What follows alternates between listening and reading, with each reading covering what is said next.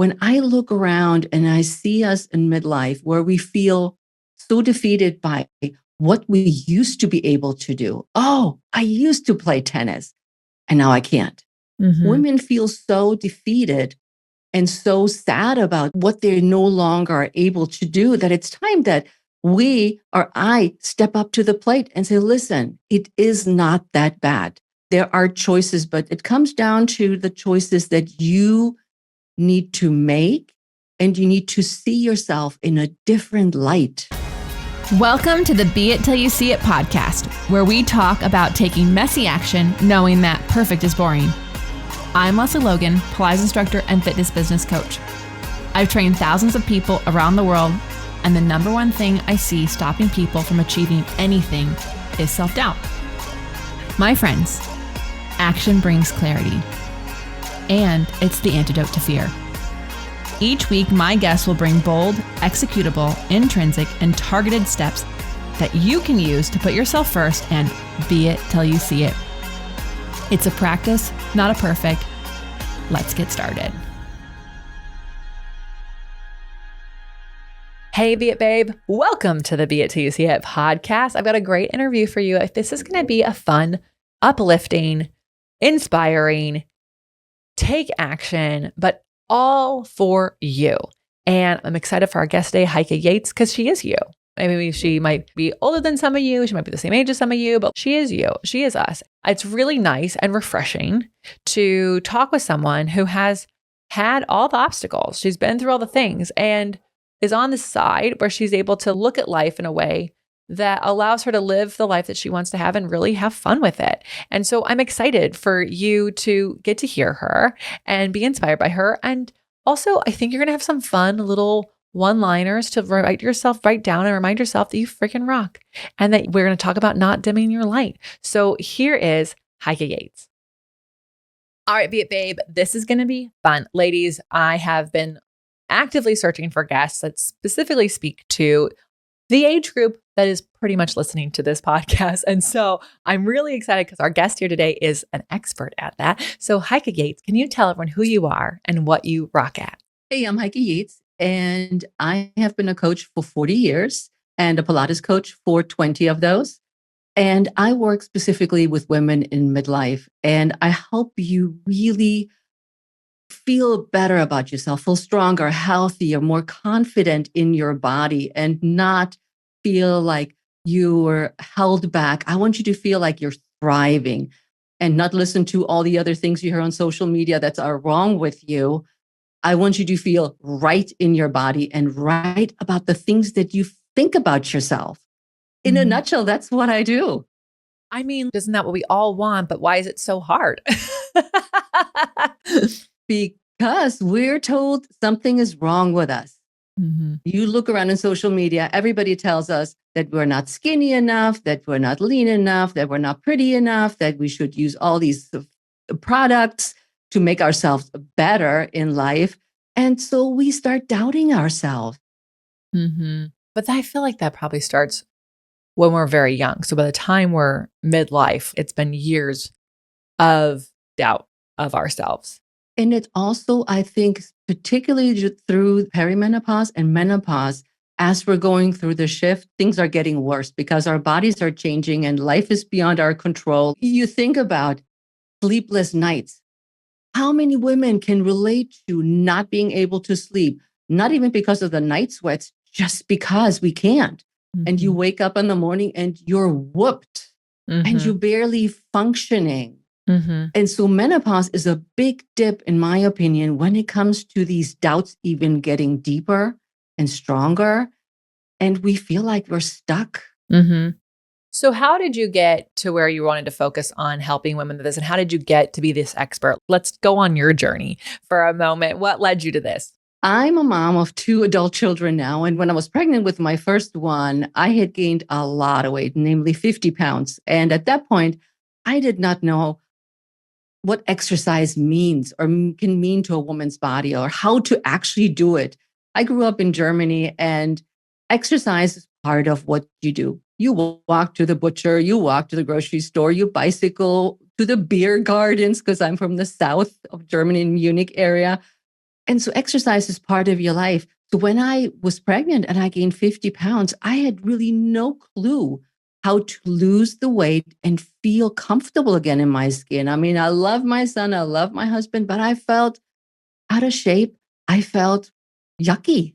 Mhm. And a friend of mine said, come on, let's go to the YMCA where we can take dance classes because most women love to dance and I'm no exclusion. We took this class and it was so much fun. We did some dancercise, as it was called back then. We did weights and we did core work. And there was this group of women, and you can just picture this. We're in the basement of a church where you show up with your boombox and a yoga mat rolled up, and you had to bring your own weights into the room. And everybody, of course, had their little spot. So you had to make sure as a newbie that you didn't take their spot. And then the instructor hit play. And back then we still had the tapes. You pop the tape in, hit the go, and off we went. And the routines were pre-choreographed. So as I learned later, over the period of time, you learned a routine. Like a And at the end, Zumba you had class, kind of. like Zumba, exactly. But it was called dancercise. And that's how I got started. And I really loved it. And I was asked to become a teacher for the YMCA and their programs. And I wasn't sure if I could actually do this. Me, who's never exercised, hop around in front of all these people. I was like, my husband encouraged me. He said, no, you can do this. I think in the back of his mind, he was just thinking, get her out of the house, get her away from the baby and the husband. And I started learning how to do these classes. And as I started to learn the routines, I felt really confident. I felt proud of myself. And I started to get to the point where I had to audition because you just couldn't teach. You had to Right. audition. Right. You had to get someone to say, like, yeah, you actually do know what you're doing before we let you do it in front of the people. Yeah. So I auditioned and I bombed. And I had no idea why I bombed. And she said, I can't let you teach. You don't hear the beat. And I said, what the heck are you talking about? I've been doing it. I've been doing it. And she said, every now and again, you hit the beat. I had no idea what she was talking about. And she said, okay, here's what I'm talking about. And I still didn't get it. Now, she didn't know, and most people don't know, I'm deaf on one ear. And that affects my perception of sound. And so she took my hand and she put it on the speaker and she said, now feel the beat. It was like a light bulb went off. That was the beat. And so I practiced my routine with the hand on the speaker first to feel the beat, and then tried to remember where the beat was. And over time, I trained my one good ear to find where the beat was. And I passed the test. I was so proud of myself. And, it's a disability that is not visible. And I Right. can relate to people with hearing problems. As we get older, we don't hear well. So with that said, once I passed that test, there was like no stopping me, Lesley. I just went for everything. Postnatal classes, step aerobics. If anybody knows about step aerobics, then slide came along. We did slide. And then kickboxing, Tai Bo. So I did all of these classes and became a personal trainer. And then eventually started teaching yoga for 3 years. And then I discovered Pilates and fell in love with Pilates. And we love Pilates around here. we sure do. Who does not love Pilates? And so all of this was my career path. But along the way, I used everything I've learned. And I became a bodybuilder. So I was on stage with those big muscles, building muscles and competing in bodybuilding competitions, to running ultra marathons. So my longest distance is a 50 miler, JFK 50 miler here in the area. And then I became an Ironman triathlete. That is amazing. You do all these things, and this is all part of the journey and kind of getting to where you are today, right? So you did Ironman. Those I can't do because I can't get in the water. I can swim, you guys. Open water swimming is not my thing. I can understand that. I just don't like when I can't, whatever's touching me, I can't see it. It's my own problem. We all have our own fears. That's fine. So then what? How old is your kid at this point? Where are you at in creating your thing that helps women in midlife? When you think about that, as we get older, so now my kids are 32 and 35, and I'm a grandma of an almost 3-year-old. So I want to stay fit for her as well. But in the meantime, it's midlife, past menopause, past all the hormone changes. So I'm postmenopausal. But what do I get? Arthritis in my knee. I have a bad knee. I have a bad shoulder. So I had to stop running because of that. I have some arthritis in my neck. And Pilates, of course, is perfect for all of this to help me strengthen my body and function. So now I'm looking for different things to do physically. And so I can swim. I learned to swim just because I wanted to be an Ironman. I'm not comfortable in the water. I'm a super slow swimmer, but I can do it. So I can, do aqua bike. So I bike a lot. I do a lot of strength training, low impact exercises.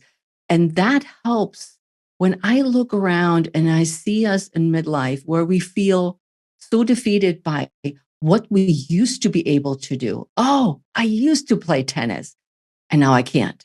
Women feel so defeated and so sad about what they no longer are able to do that it's time that we or I step up to the plate and say, listen, it is not that bad. There are choices, but it comes down to the choices that you need to make, and you need to see yourself in a different light. Okay, I agree. So how do we actually go about seeing ourselves in a different light? Because, for example, I have a client that I was teaching yesterday. I know we've been working on her strength because she's had a bad foot that's been going on. So we've been working on her strength. And I was able to say, oh, look, that's gotten so much better. And she's like, really? And I was like, yeah, we see ourselves every day. And so we don't always see the changes that we're making. I feel like it'd be so hard to see ourselves in a different light. How do you think we should go about doing that? Or how do you coach people on doing that?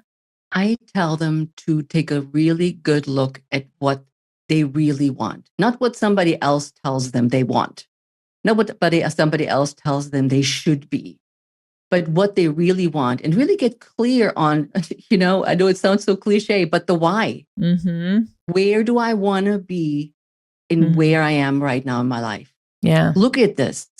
Look at not what you can't do, but look at what possibilities are there. Yeah. So I just got back from leading a retreat in Cambodia, and we did some breath work, and I had them visualize a year from the day of the retreat. And I was like, what do you want your life to look like? And Heike, the question of what do they want stumped half the women. They don't know what they want. They haven't been allowed to want things. They have been raised or over time had to make so many compromises of themselves and what they want. So to just even dream of what they want, you can't even get past the first question. Then it goes to the spiral of, I don't even know what I want. What do you tell people to think about if they don't know what they want? What if they're just stuck on that one question? I think that's a good time to start journaling, start writing down your thoughts. Maybe you're envying your friend. Write it down. I want what she has, whatever that is. If you can't think of it yourself, look around you. And I always say, oh, what exercise should I do? I'm like, what does your friend do? Do what they do. Try it out. Or if you go on Insta and you see a cool workout, I did a cool workout the other day. I did a bungee workout. I've been wanting to do that bungee workout forever.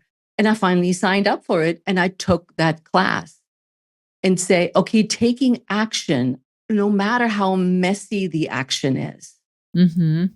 Even if you don't know what you want, but if you don't try anything, you will never find what it is that lights you up. Yeah, no, I agree. Like even figuring out trying things out and figuring you're like, I don't want that is actually very helpful. Helpful for getting closer to what you want and what you like and what you need and getting to know yourself. Yeah. Okay, so we should change how we look at ourselves. And what was the other part of it? When we look at ourselves, we got to be really honest with what we want. Or like you said, which is also a good way to look at it, is what we don't want. I'm like, try things, go places, but take action and don't sit there and wait. And I find so many women just don't take action. They sit there all frozen and do nothing and hope that the universe will provide some answer. It's okay to, air quotes, fail, because we never fail. We try something, we may not like it, we may not be good at it, but it doesn't matter. we need to take action to move forward in life, and especially in midlife, where, as you pointed out, we've been imprinted with these thoughts and feelings and habits that we should have and should behave. Mm-hmm. I'm thinking about some of the amazing women who listen to this show who are action takers. If they're listening to this podcast, they're clearly ready to soak up information to make changes in their life. No one would listen to this podcast unless they wanted to. We're literally saying be it till you see it. So you have to take action. Yeah. And I also know, because I get to meet a lot of our listeners, you can take action and then there is an obstacle, especially for the women of this age group. Their parents are getting older and their kids are growing up. So they're that sandwich generation where they're taking care of two different groups of people. And so it can be, if they have 5 minutes to themselves, sometimes that's all they have. And so sometimes it can just feel almost like they're actually failing because they set up these things and they took 2 steps forward and then something happens that takes them out of it. Something happens medically with their partners or with their parents or with their kids. And then it can just feel like you're being selfish. Just, you know what I mean? We probably agree the same thing, self-care isn't selfish care. But when there is an emergency, when there is these obstacles, it is hard to do that. What are the habits or the things that you lean on in those moments? Because it can just sometimes feel like things are crashing around you. Have an accountability partner. Seriously, my clients that I see in person, they come in and say, Heike, you're the only hour this week I allow myself to do what I want to do. And of course, they unpack all the other stuff that comes with it, like the aging parents and the teenage kids. You basically mentioned these 2 groups, which happened to me this week after I got back from vacation. It was like a tsunami of information, but it's the only time that they said, you're there for me, you're waiting for me, and you make me feel important. You make me feel that I don't have to be feeling guilty taking the time. I don't have to fear the fear of repercussions because I was selfish and took care of myself. And afterwards, they're like, I feel so much better. I'm so glad I came. Yeah, no, I agree. Like accountability can be so key. It's also just part of like feeling like you're in community and you're not alone. Yep. You are past perimenopause and all that. Looking back, because I think that's when we get to connect all the dots. How can more women in midlife really enjoy embracing that change? Again, it goes back, be honest with yourself. Start finding what your dreams are. And your wildest dreams, I know it sounds so simple or difficult, however you want to look at it. I don't know what I want to dream of, but we all have dreams. We all have secrets that we don't tell anybody because we feel that they're ludicrous. Why me? I shouldn't be wanting this. Keep that dream alive. I know when we started before menopause, before the kids, before the marriage, the divorce, the whole mess that comes in the middle, is we had a dream. My dream was always to travel the world. And all through these years, and I've been where you just came from, your retreat in Cambodia, and I loved it. Angkor Wat was amazing. And I just came back from Japan. Japan is a wonderful place too. I like it. Oh my God, never been. So my dream from before all of this, when I was 23, was to travel the world. I took a little hiatus with being a mom, with building my career, with building my businesses, with doing all of that. But as the kids got older, also the more I learned about how to care for my parents who lived both in Germany and how to deal with that side of parents aging, I felt that it is really important to look back at that dream and say, what was it? And you'll figure out a way to do it. And the way I always think about it is when you have a dream, I'm not going to tell your listeners, okay, pack your bags, go to Japan tomorrow. It takes baby steps to plan it all. I mean, it took me now 2 years to plan this trip, given we had COVID and we had all that. But I planned this trip with my husband and I told my parents where we were, and my kids don't care because they're all grown. But it's that dream that we have. And I know everybody has a dream. whether it's starting a knitting club or gardening the hearts out of your garden. It's not about the big audacious goals that we hear like, oh, she went to Japan. Look at her. Ooh. No, it's about what it is that lights you up. Yeah, I think it's really, thank you for sharing it took 2 years, because I think we can sometimes struggle with how quickly something should happen. And we can get hard on ourselves that the timeline isn't going as quickly as we think it should, or it probably should, giving ourselves permission to take 3 years to do something that usually takes some people a year just because you've got other things going on. And that's where that accountability partner can come in handy too. Yeah. And when you think about this, it's baby steps with everything. Your body changes through menopause. Well, you can lose weight if that's your desire, which personally, I don't like to talk about weight loss a lot because that's like the number one thing on social media. Everybody wants you to do is lose weight, but feel better, feel stronger, be able to walk further, to do the 100 without stopping. It's like the little things that we can do. And it takes time. Yeah. It takes time. How do you get your mindset wrapped around the transformation that you're going to be taking? Because I do think that it can be, let's just say someone also had the dream of traveling the world and they did take a break of travel because they were a mom. Now they're trying to do it again. How do they get out of the shame and judgment of, I didn't use travel in any of these years and I've got to start up again? And it can feel overwhelming because to become the traveler again, be someone who can pack their bags, if you're not used to it, it's not the easiest thing to do. My mom traveled to Cambodia. We've been 10 times or 12 times at this point. But my mom came for her first time. It was her first international trip. I got to watch what it was like to be a first-time international traveler because I do it all the time. I travel the world all the time. It's easy for me. But for someone, it's their first time or they're just getting into it. I was like, wow, there's a lot more to think about for that. So how do we embrace that mindset of that transformation that we're going to do? I think a lot of times we hold ourselves back by saying that I'm not deserving of it. I think that's really the root of, like my mom just came to visit. She's 82 and she's really bad knees and a bad back. And I said, come visit me here in the States. You haven't been to my new house. And she's not a world traveler by all means. Her travel is sort of like going on a bus tour. And we laid out a plan. She was so nervous. She's like, oh my God, do I have to sit there for 8 hours? No, you have an aisle seat. So this goes into the, how do I get out of it? Plan it. We got an aisle seat. I said, you just tell the flight attendant that you need to get up every now and again. And then you walk around a little bit. And then at the airport, we made sure that she had wheelchair access, which she was adamantly not wanting to have because she's strong and she's only 82 and she can do all this. And I said, Mom, imagine you have to schlep your suitcase. There's somebody that helps you and they drive you around. And then she finally agreed to it, right? So she arrives in Washington, D.C. with the biggest smile on her face while this dude is pushing her in the wheelchair, schlepping her suitcase. And she says, this is really great. I love that. I love that. So it's planning. You are allowed to have the things you want to. Then start planning.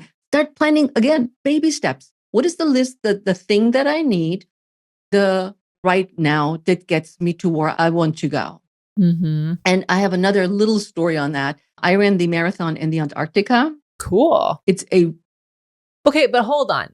Don't forget your story. Is there a view or is it the same for 26 miles? Do you know what I mean? Like does the scenery change? Because that would be is it just penguins the whole time? What do you see? It's basically nothing. And the race is like from one research station to the next. We basically ran from Russia to China and back. Okay. I don't know how many times. It was the most boring part of the race. Really. All right. Anyway, because I'm just like, wow. And then it's like, hold on. It's just ice, right? There's nothing there. It's ice and gravel and snow. And you see a penguin every now and again. And that was the race. That would be the hardest marathon. Because at least when I ran like LA marathon, at least every part of LA changes. I was like, oh, now I'm in Chinatown. Now I'm in Koreatown. Now I'm here. Nope. Most boring marathon ever. And we're so glad we were done. But the package around it was super cool because it was a whole trip. But the trip is very expensive. And when I told my husband that I wanted to do this, he's like, we can't afford it. So I said, here's the deal. So for 3 years, I put away money every month that I comfortably could put aside towards the trip. 3 years. And after 3 years, they said, here, sign up, pay the first down payment. And I had the money for the first down payment. I had the money actually for the second payment that was due a little while later. And then we chipped in the rest. And my husband's like, you have all this money? I said, I planned. This is really what I wanted. So when you're thinking of, I want to get out of the rut, I'm stuck in here and I want to follow my dreams. It's like, plan for it and then follow through. Put your money where your mouth is. Yeah. I saved my money and I said, we got there and it was a trip of a lifetime. It was unfreaking believable. That's really cool. I mean, I think I'm more about the marathon, but I'm sure like the whole thing sounds even better than all of that. What are you the most excited about right now? I am the most excited about on publishing my first book. Cool. I wrote my first draft. I'm at the moment trying to find a publisher or somebody who can help me edit my book and get everything together. And I just before this interview, I talked to another publisher and I'm trying to make a decision of who I'm going to go with that helps me publish my book. Oh, cool. Are you self-publishing, hybrid publishing, looking for an agent? I'm checking out all possibilities. And today was an agent that does a lot for the book. But it's also, I talked to somebody today finally that understood what my book is about and could relate to the content that I'm trying to publish. Again, a book for women in midlife. The book is all about getting out of the cages that hold us back and out of the rut and feel like ourselves again and how to do that. And not everybody gets that. I've talked to publishers who are like, oh, yeah, this is a menopause book for women. No. So even I, like everybody else, I look around, I see what's there. So that's what I'm most excited about right now. Yeah, we had a guest on a couple of years ago, maybe it was a year and a half ago. Anyways, she went through 100 rejections on her book before it got published, but it was published in multiple languages when it was published. And it was the best publisher, but she had to find an agent and a publisher who understood what she was trying to say. And thank you for sharing that story, because I think a lot of times we can have an idea, and if you put it in front of the wrong audience, that wrong audience, it could be a family member or one of your best friends, but they're not the audience for that idea or for that thing. And they could still love you and they could still be an awesome person. And they could still say something shitty that makes you go, oh, but we have to be, I loved your response. It's like, no, that's actually not it. Because we have to be able to be discerning and like, actually, you're not hearing what I'm saying. And that's okay. I'm going to move on to someone else who's going to hear what I'm saying and celebrate that. Yep. Heike, we're going to take a brief break and then we're going to find out how people can find you, follow you, work with you. All right. So if people want to follow the journey of this book, if they want to pursue their spark with you, where can they get more of you? Literally Google my name, Heike Yates, HeikeYates. You find me everywhere and anywhere on social media, or pursue your spark. Either way, you'll find me everywhere on social media. Super simple to get in touch with me. That's awesome. Well, you know what? You have a name that no one else has, I think. I'm sharing my name, like my exact spelling and my exact name, with a lot of different people. And it's a little, I'm like, how did that happen? I spell it differently than everyone else. But there was a travel author in the UK when I was a child that has my name. And I know, so very jealous. Okay. Well, you've given us really actually some great little tips and takeaways. To be honest, people, if you're listening to this, you're probably like writing these things down. But because we cannot skip the Be It action items, bold, executable, intrinsic, or targeted steps people can take to be it till they see it. What do you have for us? Okay, as I said already, dream big, bold dreams, take action with small, I like to call them baby steps. Break down those baby steps even into smaller steps and connect to your why, to your core, to where you were before life happened, before things changed for you. What do you want to do? And stop, which is what I love to say, stop dimming your light and move on and enjoy life. Yeah, we don't have to dim our light. There's a lot of people out there trying to play with the dimmer as it is. Don't need to help anyone. Oh gosh, Heike, this is such a pleasure. So fun. Such an uplifting conversation. I am excited to hear how everyone else, what their takeaways are and how they use these tips in their life. Please let us know. Let Heike know. Let the Be It Pod know. Send this to a friend who maybe needs to hear these words. Because sometimes maybe we want someone to be our accountability partner, or we want to be their accountability partner, but they need a reminder first. And so I think maybe sometimes it's often easier to give your friend the advice through a podcast. And then yes, they'll get to the end and they'll hear this and they'll hear that we told you to share it to them. And then they're going to know what the jig is. But you know what? They'll thank you for it because they'll have stopped dimming their light because of this. So let us know. Share with a friend. And until next time, be it till you see it. That's all I got for this episode of the Be It Till You See It podcast. One thing that would help both myself and future listeners is for you to rate the show and leave a review. And follow or subscribe for free wherever you listen to your podcast. Also, make sure to introduce yourself over at the Be It Pod on Instagram. I would love to know more about you. Share this episode with whoever you think needs to hear it. Help us and others be it till you see it. Have an awesome day. Be It Till You See It is a production of the Bloom Podcast Network. If you want to leave us a message or a question that we might read on another episode, you can text us at +1 310 905 5534 or send a DM on Instagram at BeItPod. It's written, filmed, and recorded by your host, Lesley Logan, and me, Brad Crowell. It is transcribed, produced, and edited by the epic team at Diseño.co. Our theme music is by Ali at Apex Production Music, and our branding by designer and artist Gianfranco Cioffi. Special thanks to Melissa Solomon for creating our visuals. Also to Angelina Herrico for adding all of our content to our website. And finally, to Meredith Root for keeping us all on point and on time.